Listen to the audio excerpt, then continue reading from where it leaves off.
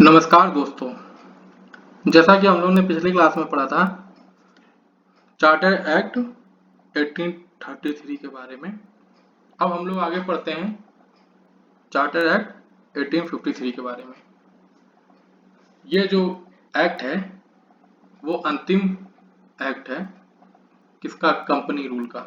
हम लोग क्या पढ़ रहे थे? कंपनी रूल पढ़ रहे थे, उसी का ये आखिरी एक्ट है 1853, जो कि संवैधानिक विकास की दृष्टि से बहुत ही महत्वपूर्ण अधिनियम है, बहुत ही महत्वपूर्ण एक्ट है।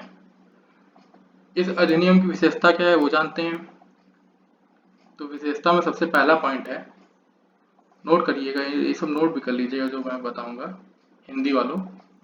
बाकी इंग्लिश वालों के लिए तो स्क्रीन पे लिखा हुआ है, हिंदी वाले जो है विशेषकर वो नोट कर लें इसको, जो मैं बोल रहा हूँ। तो सबसे पहला पॉइंट लिखिए विशेषता में, सिविल सेवकों की भर्ती एवं चयन हेतु खुली प्रतियोगिता व्यवस्था का शुभारंभ किया गया।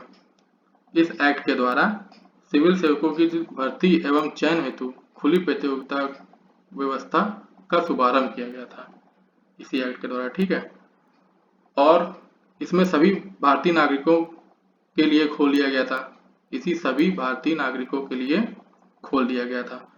और इसके लिए एक समिति भी बनाई गई थी, समिति का भी नियुक्त की गई, जिस समिति का नाम है मैकाले समिति।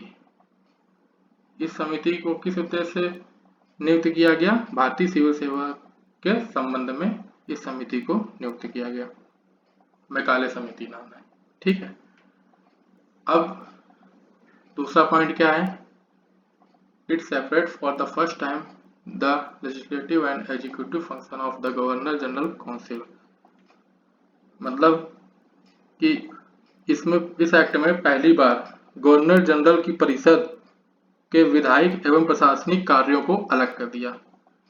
इस एक्ट ने पहली बार गवर्नर जनरल की परिषद के विधायी एवं प्रशासनिक कार्यों को अलग कर दिया और इसके तहत परिषद में 6 नए पार्षद जोड़ दिए। और ये जो 6 नए पार्षद जोड़े गए थे इन्हें विधान पार्षद कहा गया। दूसरे शब्दों में कहा जाए, गवर्नर जनरल के लिए नई विधान परिषद का गठन कर दिया गया, जिसे भारतीय केंद्रीय विधान परिषद कहा गया। इस परिषद को क्या कहा गया? भारतीय केंद्रीय विधान परिषद कहा गया। जो गवर्नर जनरल के लिए नई विधान परिषद का गठन किया गया, उस परिषद को भारतीय केंद्रीय विधान परिषद कहा गया। इस परिषद की सबसे छोटी शाखा के तरीके काम किया, संसद की सबसे छोटी शाखा के तरीके इस परिषद ने काम किया और वही प्रक्रिया अपनाई जो ब्रिटिश संसद में अपनाई जाती थी। और यहीं से ही पहली बार विधायिका को सरकार के विशेष कार्य के रूप में जाना गया। इस प्रकार विधायिका को पहली बार सरकार के विशेष कार्य के रूप में जाना गया इसी एक्ट के द्वारा। कि इस एक्ट में जो गवर्नर जनरल की नई विधान परिषद का गठन किया गया, जिसे भारतीय केंद्रीय विधान परिषद कहा गया, और ये शाखा संसद की छोटी इकाई के तरीके काम किया और इसमें वही प्रक्रिया अपनाई गई जो प्रक्रिया ब्रिटिश संसद में अपनाई जाती है, ठीक है। अब हम लोग तीसरी बात पे आते हैं, तीसरी पॉइंट पे आते हैं कि संसद द्वारा कंपनी को अल्टीमेटम मिल चुका था कि उनका शासन किसी भी समय समाप्त किया जा सकता था। संसद द्वारा ईस्ट इंडिया कंपनी को अल्टीमेटम मिल चुका था कि शासन किसी भी समय समाप्त किया जा सकता था कंपनी का। और चौथा पॉइंट है कि इसने प्रथम बार भारतीय केंद्रीय विधान परिषद में स्थानीय प्रतिनिधित्व प्रारंभ किया। इस एक्ट ने प्रथम बार भारतीय केंद्रीय विधान परिषद में लोकल रिप्रेजेंटेटिव का स्थापना स्टार्टिंग की, इंट्रोड्यूस करवाया लोकल रिप्रेजेंटेटिव को। कहाँ पे? Indian central legislative council, legislature council में, विधान परिषद में, केंद्रीय विधान परिषद में स्थानीय रिप्रेजेंटेटिव का इंट्रोड्यूस करवाया। और गवर्नर जनरल की परिषद में 6 नए सदस्य जो जोड़े गए थे, उसमें से 4 का चुनाव बंगाल, मद्रास, बंबई और आगरा की स्थानीय प्रांतीय सरकारों द्वारा किया जाना था। जो गवर्नर जनरल की परिषद में 6 नए सदस्य जोड़े गए थे, उनका जो चुनाव था, उनमें से जो 4 का चुनाव बंगाल, मद्रास, बम्बई और आगरा की स्थानीय प्रांतीय सरकार द्वारा किया जाना था। ठीक है, और इसी बात से ये एक्ट की विशेषताएं समाप्त होती हैं। यही 4 पॉइंट हैं जो इम्पोर्टेंट हैं। अब यहीं से ही कंपनी रूल भी खत्म हो जाता है, समाप्त हो जाता है कंपनी रूल। अब क्राउन रूल चालू होता है, ताज का शासन, जो 1858 से 1947, और इसका सबसे पहला एक्ट है गवर्नमेंट ऑफ इंडिया एक्ट 1858। जैसा कि हम लोग जानते हैं, जो क्राउन रूल है वो 1857 के विद्रोह के बाद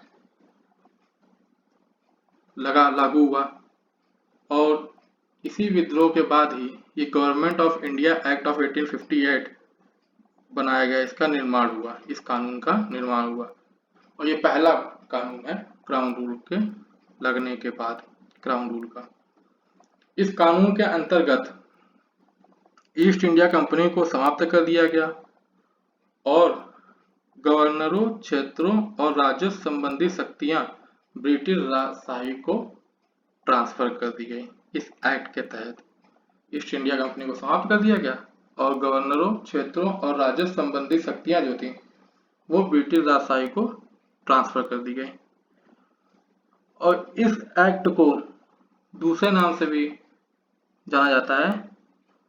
वो किस नाम से जाना जाता है? भारत के शासन को अच्छा बनाने वाला अधिनियम के नाम से ये प्रसिद्ध है। ये एक्ट जो है भारत के शासन को अच्छा बनाने वाला अधिनियम के नाम से प्रसिद्ध है।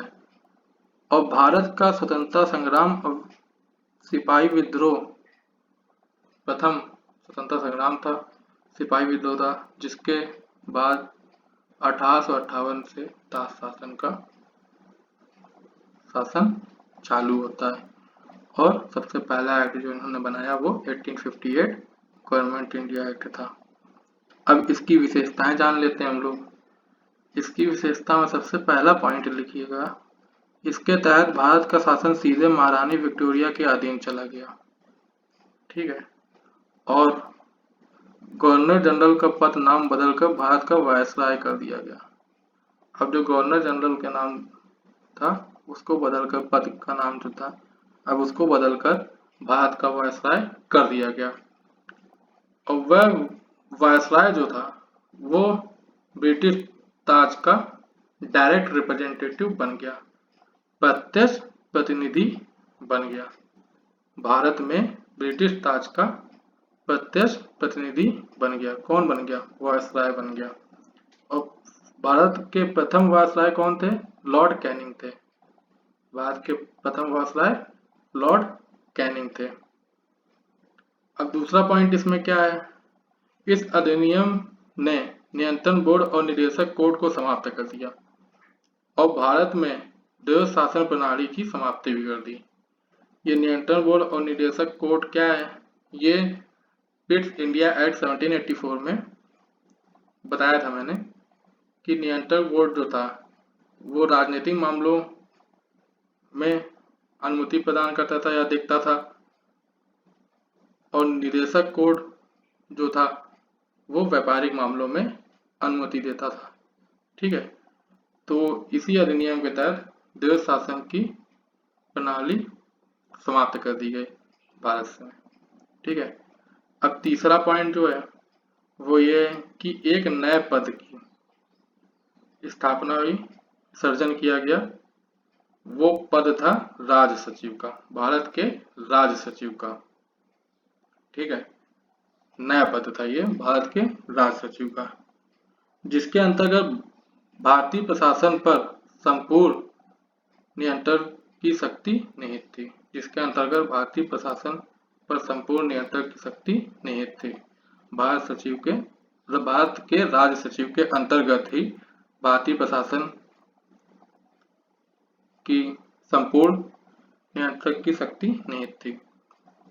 अब ये जो सचिव था वो ब्रिटिश कैबिनेट का सदस्य था ये, ठीक है, और ब्रिटिश संसद के प्रति उत्तरदायी भी था। ठीक, जो सचिव था वो ब्रिटिश कैबिनेट का सदस्य भी था और ब्रिटिश संसद के प्रति उत्तरदायी भी था। और चौथे पॉइंट में लिखिएगा, इस सचिव की सहायता के लिए, भारत सचिव की सहायता के लिए 15 सदस्यीय परिषद का गठन भी किया गया, जो एक सलाहकार समिति थी। किसकी सहायता के लिए? भारत सचिव की सहायता के लिए कितने 15 सदस्यीय परिषद का गठन किया गया, जो एक सलाहकार समिति भी थी।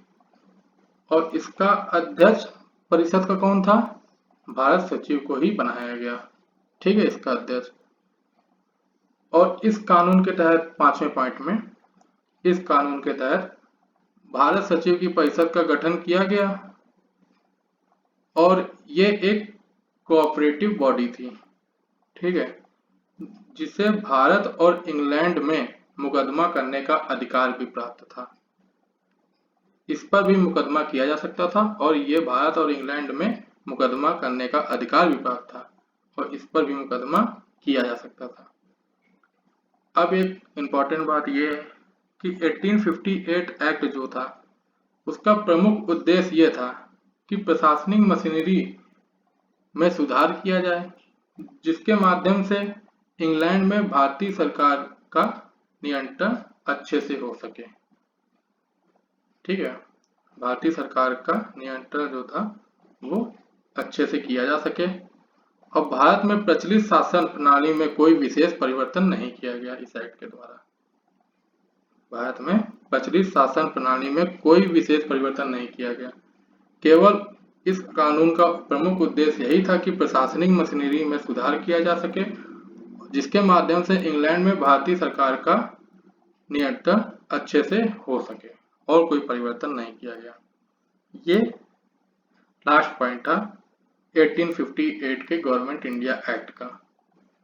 अब हम लोग कल की क्लास में पढ़ेंगे इंडियन काउंसिल एक्ट 1909। कल की मतलब अगली क्लास में पढ़ेंगे इंडियन काउंसिल एक्ट 1909 और फिर उसके बाद इंडियन काउंसिल एक्ट या गवर्नमेंट एक्ट ऑफ इंडिया 1919, ठीक है। ये दो एक्ट हम लोग अगली क्लास में पढ़ेंगे और ये एक्ट हमने चार्ट के माध्यम से आपको पहले ही पिछली क्लास में ही एक ही जगह पे लिखवा दिया था। कंपनी रूल और क्राउन रूल के जो एक्ट थे वो एक ही जगह में लिखवा दिया था कि कौन कौन से एक्ट के बारे में हम लोग पढ़ेंगे, जिसमें से कंपनी रूल का तो कंप्लीट हो गया और क्राउन रूल में पहला एक्ट आज कंप्लीट हो गया। बाकी के एक्ट अब अगली क्लास में कंप्लीट करेंगे। हमारे साथ बने रहने के लिए आप लोगों का बहुत बहुत धन्यवाद। अब अगली क्लास में मिलेंगे। आप लोग ऐसे लाइक एंड सब्सक्राइब करते रहिए, ठीक है। Thank you very much. Share करिएगा, कमेंट भी करिएगा और हमारे साथ बने रहिए। धन्यवाद।